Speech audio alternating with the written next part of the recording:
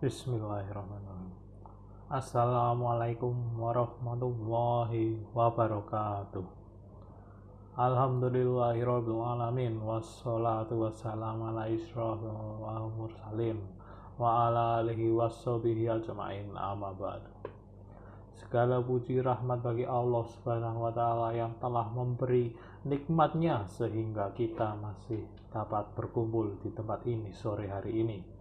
Dan tidak lupa juga kita doakan junjungan Nabi kita, Nabi Muhammad SAW, yang telah menjadi suri tauladan selama masa kita hidup. Semoga semua yang berada di sini jemaah sekalian, keluarga, kerabatnya, dan temannya senantiasa berada dalam perlindungan Allah Subhanahu wa taala. Pada ceramah sore hari ini saya akan membahas tentang qada dan qadar, atau yang sering kita sebut dengan takdir. Qada menurut bahasa Arab artinya adalah ketetapan, ketentuan, ukuran, atau takaran. Qada menurut istilah yaitu ketetapan Allah yang telah terciptakan dari di lauh mahfuz sejak zaman azali dulu. Sedangkan qadar artinya adalah menurut bahasa berarti ukuran. Qadar artinya terjadi penciptaan sesuai dengan ukuran atau timbangan yang telah ditentukan sebelumnya oleh Allah Subhanahu wa taala.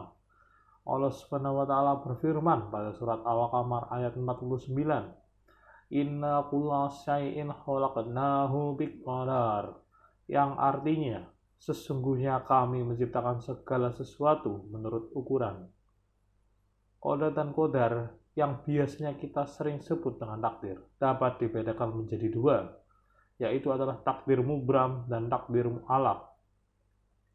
Takdir mubram adalah takdir yang tidak dapat diubah sekeras apapun seorang makhluk hidup berusaha. Contohnya seperti setiap makhluk hidup dapat merasakan yang namanya kematian. Ia tidak akan lari dari kematian, tidak peduli sekeras apapun ia mencoba. Takdir yang lainnya adalah takdir mu'allaq. Takdir mu'allaq adalah takdir yang dapat diubah melalui kerja keras dan usaha seorang makhluk hidup.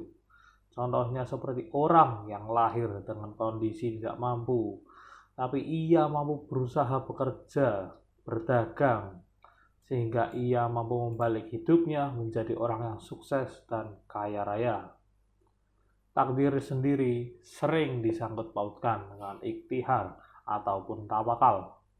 Ikhtihar adalah berusaha melakukan segala daya dan upaya untuk mencapai sesuatu sesuai dengan yang dikehendaki. Sebagai contoh, setiap orang memiliki kebebasan untuk memilih dan memenuhi kebutuhan hidupnya. Ada yang mencari nafkah dengan berdagang, bertani, menjadi karyawan, wirausaha, dan lain sebagainya. Tawakal artinya adalah sikap pasrah dan menyerahkan segala urusannya kepada Allah Subhanahu wa taala. Ajaran tawakal ini tidak dapat disampaikan dengan sesuatu yang seperti bersikap bodoh amat, tidak peduli ataupun tidak mau berusaha. Ajaran tawakal ini yang benar adalah orang yang telah bekerja sesungguh-sungguhnya, sekeras-kerasnya. Setelah itu, ia menyerahkan kerja keras tadi kepada Allah Subhanahu wa taala dan berdoa supaya kerja keras tadi membuahkan hasil. Maka apabila kamu telah membulatkan tekad, maka bertakwalah kepada Allah. Sesungguhnya Allah menyukai orang-orang yang bertawakal kepadanya. Surat Al-Imran ayat 159.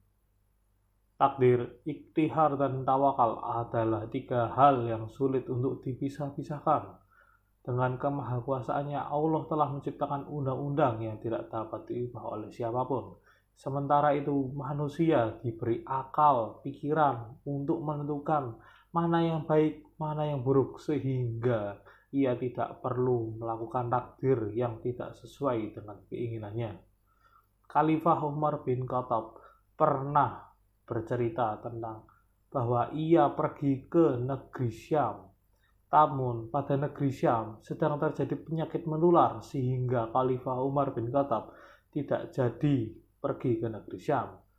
Abu Baidah bertanya, "Mengapa Anda lari dari takdir Allah?" Khalifah Umar bin Khattab pun menjawab, Kami lari dari takdir untuk mengejar takdir pula. Maksud dari pernyataan ini adalah lari dari takdir menuju takdir. Itu mereka meninggalkan takdir yang buruk menuju takdir yang baik. Manusia yang telah diberi fitrah dan pengetahuan dapat menggunakannya untuk membedakan mana yang baik dan mana yang buruk. Sekian ceramah sore hari ini. Semoga yang saya sampaikan dapat bermanfaat bagi saya sendiri maupun jemaah sekalian. Semoga ini dapat menjadi pengetahuan yang baik untuk di masa depan nanti. Sekian dari saya, apabila ada yang salah saya mohon maaf. Wassalamualaikum warahmatullahi wabarakatuh.